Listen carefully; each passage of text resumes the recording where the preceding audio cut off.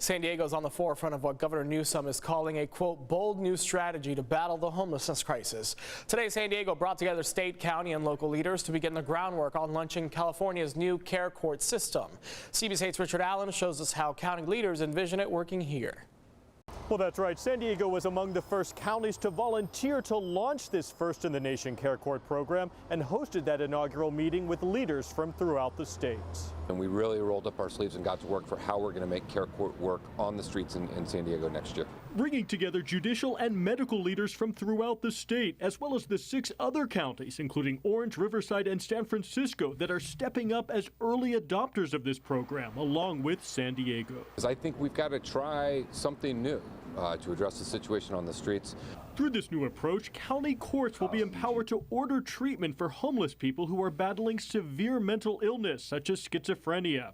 A first responder, family member, or clinician could refer a person to care court, and a civil court judge would then set a course of treatment, including medication, support services, and a plan for housing. It really is assessing how many people will this apply to, what services do we think they'll need, how do we get those services ready. San Diego County Board of Supervisors Chair Nathan Fletcher says that one of the biggest challenges in gearing up for the launch of care court is staffing. We have a critical shortage of mental health and drug treatment staff, and we're working to hire more people, recruit more people, train more people.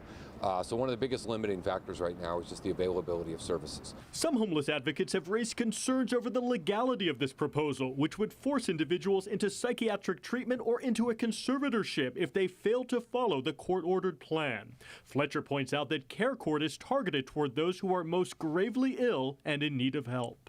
At the end of the day, when someone is lying on the street, clearly suffering in their own feces, clearly not able to take care of themselves, I don't think it's compassionate or humanitarian to leave them in that condition. I think we've got to find a way to get them some help.